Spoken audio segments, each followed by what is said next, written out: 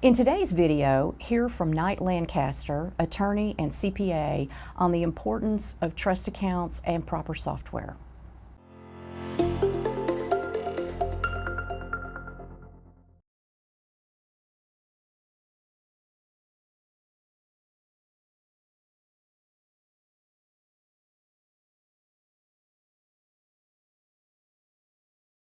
Today, continuing our discussion with Knight Lancaster on law firms and great business and accounting practices, we are going to take up the topic of trust accounts. And I know, Knight, this is a hot topic, an important topic for all law firms. And so what would you say trial lawyers need to watch out for the most with regard to managing their trust accounts?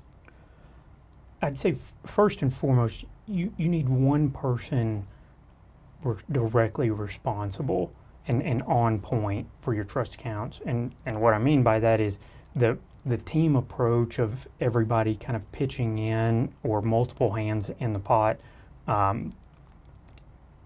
It does not work well as you grow, and it becomes really hard to track.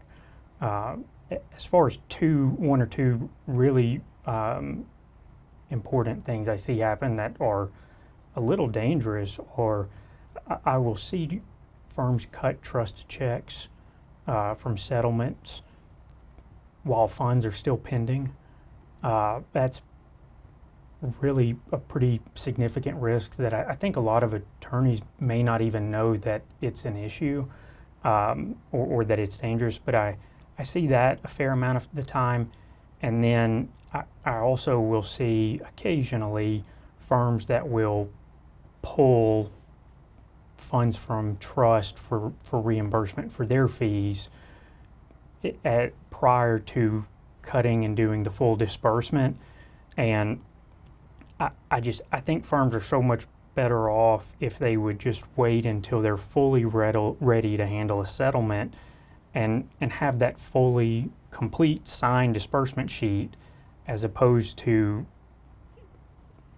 splitting it up.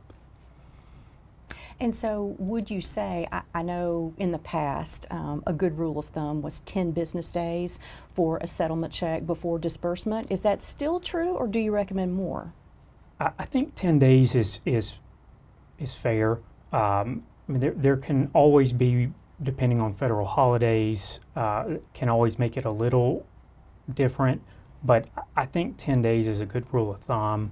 And I even encourage firms to really just stick to whether it's almost a specific day and say, you know, every other Thursday, or however they want to break it up, so that this dedicated time is when we're handling our disbursements that settled 10 days ago or more. And I think it can bring a lot of transparency to working with clients who we all know are asking for their settlement checks the day they settle the case, and having more of that rhythm where the attorney is not the bad guy, for lack of a better word, on not cutting the check. Blame it on operations. Say, hey, we process all of these consistently, and here's when it'll be. And I think a lot of times clients just want to know, and it'll be tomorrow or the next day doesn't give near as much comfort as it'll be 8 days from now and here's the day. Perfect. What would you say are perhaps some strategies or workflows to keep attorney trust accounts within regulation in a good compliance situation? I think one of the biggest pieces that areas where technology has changed this has been that first point of contact. The big shift for technology has been, hey, once we have an initial correct input, instead of manually doing it in 3 places, if you'll handle this one initial input correctly, it carries through the system. So it makes that initial point of contact that much more important, because that error or accurate result will carry through. But I think you need two things. You need somebody who knows what they're doing with that initial point of contact, and software can't replace that. It just helps the inputs. But then also, I think you need a person that understands on the back end what the output should be, and they need to have enough confidence in their area to know when something doesn't look right, because we're almost in a space now where people are more comfortable trusting the software than themselves, and you have to have that confidence. Whoever's in that role has to have that confidence to say, hey, hang on, something looks off here. So as much as I'd love to say software is the answer to everything, it really comes back to having the people at the right places that know what they're doing and what they're looking for. Okay.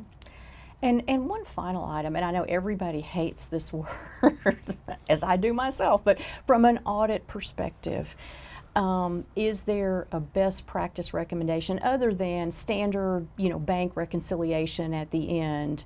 Any other audit check and balance practices you recommend? I think specifically for contingency practices, it is highly important to reconcile as closely as possible by settlement. Some of the biggest issues we see are uncleared checks and software integrations that are not correct. So I think in the past we've always been looking to make sure that all of the inputs are in the system, and now we're in a spot where our accounting software has information passively fed to it from 2 or 3 different places that all about 80% of the time talk to each other or, quote, fully integrate. So I think it's really important to have your software integrated and to keep a high view on what accounts or what payments have cleared, which payments have not cleared. And in addition to your normal monthly reconciliations, reconciling by settlement and actively prompting, where I even encourage firms, don't wait for 90 days for a check to clear. Accelerate that with whoever the payees are that say, hey, we void checks after 45 days and it reissue checks. I think that becomes just a big cash management issue for firms. Knight, if somebody wanted to get in touch with you to talk through any of these topics or retain your services, what would be a good way for them to do that? I just have them reach out to me at knight@lancasterfirm.cpa. Okay, great. Well, all important concepts. Thank you for being with us today Glad to be and here. this discussion on trust accounts. Thank you.